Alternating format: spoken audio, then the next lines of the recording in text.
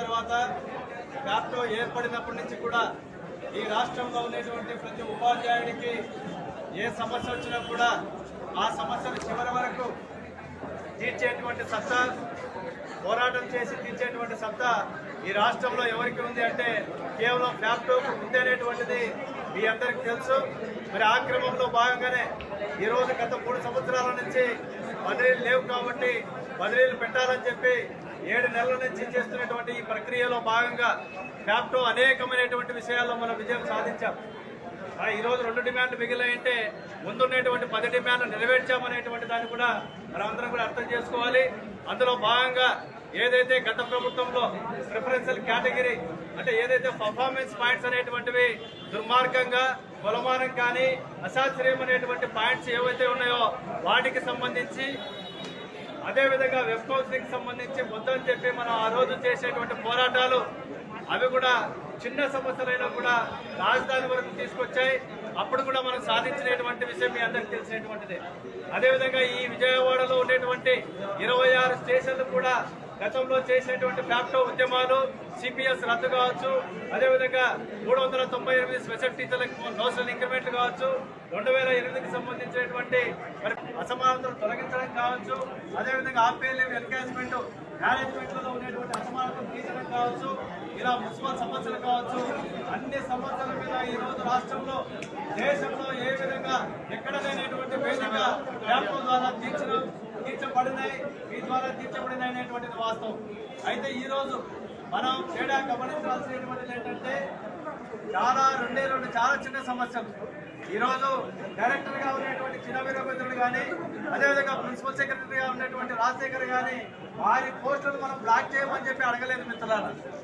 ఈరోజు వారి పోస్టులను బ్లాక్ చేసేటువంటి పరిస్థితి ఎవరు తెచ్చారు అనేటువంటి దాన్ని మనం ఆలోచన చేసుకోవాల్సినటువంటి మరి ఇందులో బ్లాకింగ్ సిస్టమ్ సంబంధించి క్యాప్టోగా చాలా శాస్త్రీయమైనటువంటి పాయింట్లు మన ప్రభుత్వానికి తెలియజేశాం.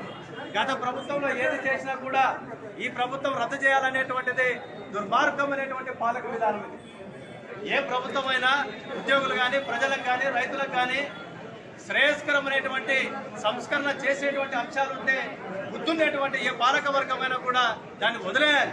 కానీ ఈరోజు వదిలివేయకుండా మనం 2017లో ఏదైతే వెబ్ కౌన్సిలింగ్ అనేటువంటిది వద్దని చెప్పి మాన్యువల్గా చేర్చుకున్నామో దాన్ని పెట్టడం అనేటువంటి ఉద్దేశం అది రాజకీయమా, లేకపోతే ఈరోజు మనం పోరాటం చేసేటువంటిది రాజకీయమా అని చెప్పి ఈరోజు ముఖ్యమంత్రి గారిని మనం ప్రత్యక్షంగా ఈ వేదిక ద్వారా అడుగుతా ఉన్నాం మిత్రులారా. మరి ఈ సందర్భంగా మనం బదిలీలకు సంబంధించినటువంటి అంశంలో బ్లాకింగ్ సంబంధించి 3 సూచనలు చేశాం. ఐవి గారు చెప్పారు. గతంలో ఏముండిందంటే ట్రాన్స్ఫర్ అయినటువంటి టీచరు ఒకవేళ పాఠశాల ఇబ్బంది అయితే రిలీవింగ్ అనేటువంటి చేయకుండా ఉంటే సరిపోతుంది అనేటువంటిది ఒక సలహా. దాన్ని ఎందుకు పాటించకూడదు విద్యాశాఖ అనేటువంటిది మనం అడుగుతా ఉన్నాం. అదేవిధంగా ఏదైతే ఉపాధ్యాయ సంఘాలు వెళ్ళినప్పుడు ఉపాధ్యాయ సంఘాలకు ఈరోజు దురదృష్టకరమైనటువంటి అంశం ఏంటంటే సామాజిక బాధ్యత మీకు లేదనేటువంటి చెప్తా ఉన్నారు. ఈరోజు సామాజిక బాధ్యత గురించి చెప్పేటువంటి హక్కు కానీ మరి ఆ విషయం మీరు లేవనెత్తాల్సినటువంటి అవసరం ఈరోజు ఈ క్యాప్టోలో ఉండేటువంటి సభ్య సంఘాలకు లేదనేటువంటిది కూడా ఈరోజు ప్రభుత్వానికి హెచ్చరిస్తూ ఉన్నాం మిత్రులారా. మరి సామాజిక దూరంలో మనం చూసినప్పుడు గతంలో రిజిస్ట్రేషన్ కమిటీ అనేటువంటిది 29 జీవో ప్రకారం మోడల్ స్కూల్స్ కానీ, యూపీ స్కూల్లో కానీ, హై స్కూల్లో కానీ స్టాఫ్ ప్యాటర్న్ అనేటువంటిది ప్రజాస్వామ్యంగా సంఘాలు సలహాలు ఇచ్చి తయారు చేసినటువంటి రిజిస్ట్రేషన్ జీవో ఎక్కడ పోయిందని చెప్పి ఆ సామాజిక బాధ్యత ఈ ప్రభుత్వానికి ఎక్కడ ఉందని చెప్పి ఈరోజు అడుగుతా ఉన్నాం మిత్రులారా. మరి ఆదర్శ పాఠశాలలకు సంబంధించి ఎంత ఎక్సలెంట్ అయినటువంటి పీపుల్ టీచర్ రేషియో సెట్ చేశాం. మరి ఈరోజు ఏ పీపుల్ టీచర్ రేషియో తీసుకుంటున్నారు, 1:30 అనేటువంటిది తీసుకుంటున్నారు. 1:30 అనేటువంటిది ఎలిమెంటరీలో మరి 60 మందికి టీచర్లు అనేటువంటిది సహాయకమైనటువంటి అంశం అనేది ఒకసారి ఆలోచన చేయాలి.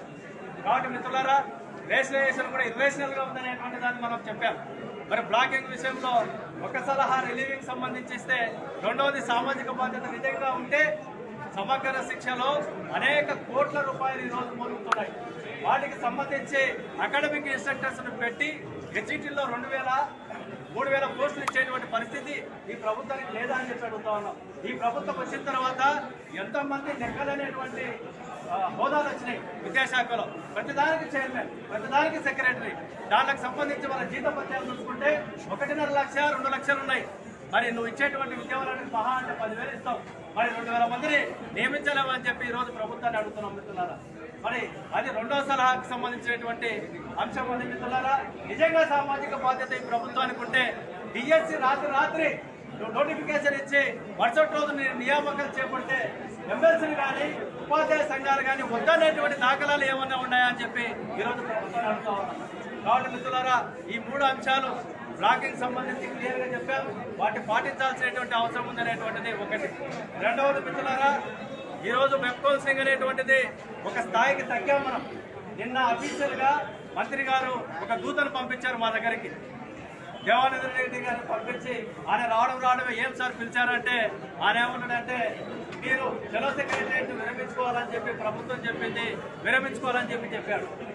అసలు మేము చేయడానికి ఉద్దేశమేమి, మేము ఎందుకు చేస్తున్నాం, మీ దగ్గర డిమాండ్ లేవా అని చెప్పి అడిగినప్పుడు ఆయన వాళ్ళు అదే చెప్పారు, నేను ఇదే చెప్తున్నా అంటాడు. మరి ఒక అధికారి ఆ విధంగా చెప్పడం జరిగింది. అయినా కూడా చాలా సున్నితంగా మా డిమాండ్లను తెలియజేయడం జరిగింది.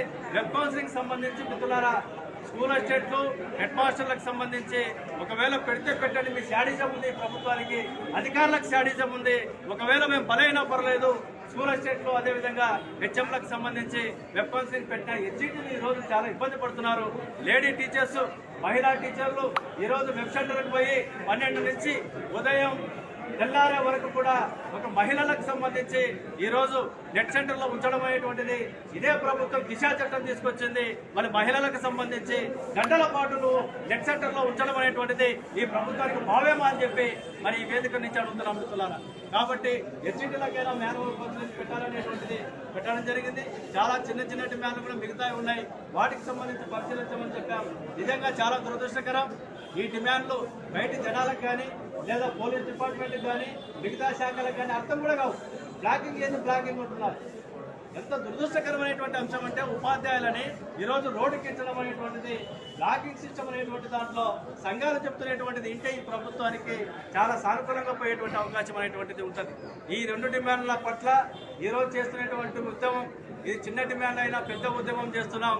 దీని తర్వాత చేసేటువంటి ఉద్యమాలు, వ్యాప్తం చేసేటువంటి తదుపరి ఉద్యమాలు ఈరోజు పిలిపియడం జరిగింది. మరి ఈరోజు డిమాండ్ 2 అయితే నా మీద 4 కేసులు వచ్చినాయి. గతంలో ఫ్యాక్టో సెక్రటరీ జనరల్గా 1,00,000 మందితో చలో జిల్లాల్లో కలెక్టరేట్ కేంద్రాల్లో 1,00,000 మందితో చేసినప్పుడు కేసులు లేవు. అదేవిధంగా సిపిఎస్ రద్దు కోసం ఈ విజయవాడ సెంటర్లో రాజధాని ఏర్పడిన తర్వాత ఎవరు చేయనటువంటి ఉద్యమాలు ఫ్యాక్టో చేసి 26 పోలీస్ స్టేషన్లు ఉంటే 26 పోలీస్ స్టేషన్లు కూడా నిండుగా అయినటువంటి చరిత్ర ఫ్యాక్టోకి ఉన్నప్పుడు అప్పుడు కేసులు లేవు. మరి ఈరోజు కర్నూలులో మరి అంతా అయిపోయిన తర్వాత రాత్రి మరి హృదయరాజుగా, అదేవిధంగా చైర్మన్ సుధాకర్, అదేవిధంగా సెక్రటరీ జనరల్ రంగనాథ్ని పిలిచి మరి కేసులు ఎలా ఉన్నాయంటే ఇవి 3 కేసులు పెట్టి మళ్ళీ ఐపీసీ సెక్షన్ కూడా పెట్టడం అనేటువంటిది నిజంగా ఏం చేశాము, మేము మటన్ చేశామా లేకపోతే ఎవరైనా ఏమైనా చేశామా అనేటువంటిది ఒకసారి ఆలోచన చేసుకోవాల్సినటువంటి అవసరం ఉంది. 2 అతి సామాన్యమైనటువంటి డిమాండ్ల సాధన కోసం ఈరోజు 4 కేసులు పెట్టించుకునేటువంటి పరిస్థితి క్యాప్టోకి వచ్చిందనేటువంటిది బాధపడడం లేదు. ఉత్సాహంగా ముందుకు పోయి పనిచేస్తామని చెప్పి ఈ వేదిక ద్వారా మేము తెలియజేస్తూ సెలవు తీసుకుంటాం.